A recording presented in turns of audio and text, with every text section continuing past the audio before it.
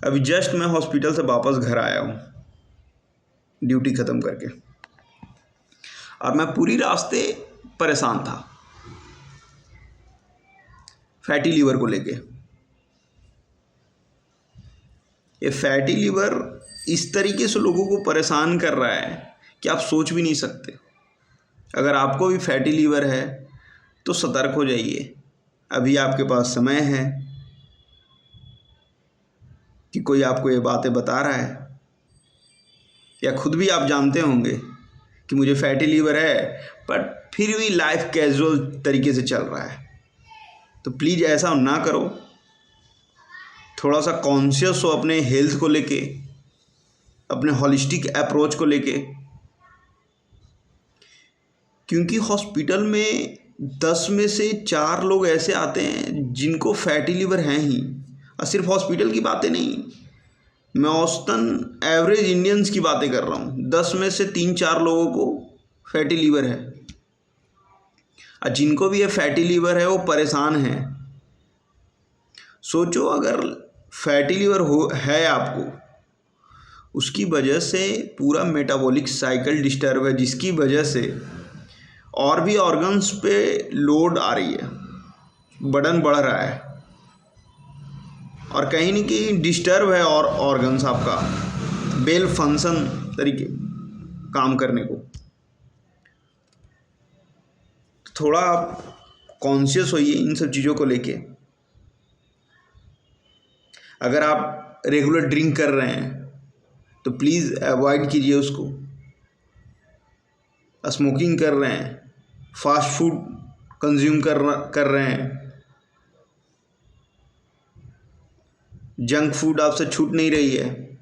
और ख़ास करके मैं पेरेंट्स से बातें बोलना चाहता हूँ कि अपने बच्चों को थोड़ा सा कॉन्शियस तरीके से उन्हें इन बातों को लेके एक्टिव कीजिए। अन्यथा आप सोचो, जब वो परेशान होंगे मेटाबॉलिक किसी न किसी डिसऑर्डर से, तो हॉस्पिटल में बच्चे तो परेशान होंगे ही होंगे, साथ में आप भी परेशान होंगे। तो जो भी प्रोसेस फूड खाने की हैबिट बन गई है, जंक फूड खाने की हैबिट बन गई है, तो उसको जल्दी जल्दी अवॉइड कर देना चाहिए। क्योंकि जो लीवर है ये हम लोग का फंक्शनल मास्टर ऑर्गन्स है। जो पूरा ब्लड जो है इस लीवर के थ्रू ही बॉडी में ट्रांसपोर्ट होती है। जो भी मिनरल्स वाइटामिन्स बॉडी में जाना है वो लीवर के थ्रू ही जाना है। अब समझो, जो आपका गट बैक्टीरिया है, माइक्रोबायोम जिसको हम लोग बोलते हैं साइंटिफिक वर्ड, तो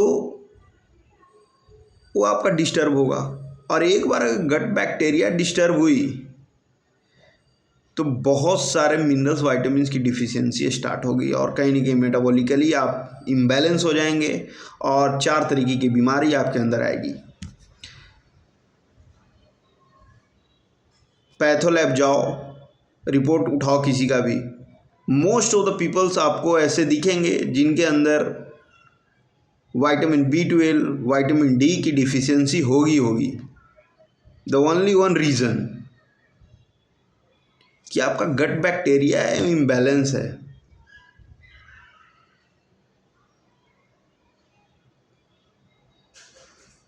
तो जो हमारा गट बैक्टीरिया है वो हमारे लिए बहुत ज़्यादा यूज़फुल है। सोचो, विटामिन D का एब्जॉर्प्शन कराने में हेल्प करवाता है, विटामिन B12 का प्रोडक्शन में हेल्प करवाता है, और हम लोग मिल के उसे मारे जा रहे हैं।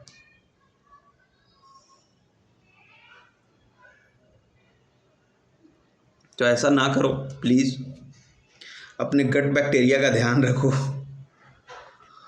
और अगर प्रोसेस फूड्स, ज़्यादा शुगर कंजप्शन करने की हैबिट बन गई है तो अवॉइड कीजिए। अगर ज़्यादा कॉफ़ी पीने का हैबिट बन चुका है उसे भी अवॉइड कीजिए। अगर आप चाहते हैं कि आपका सुंदर सा भगवान का दिया हुआ शरीर आपके काम आए, किसी और के नहीं, आपके काम आए। तो अपनी शरीर का सुरक्षा करना हमारा धर्म है यार, थोड़ा इन सब चीज़ों का ध्यान रखना पड़ेगा।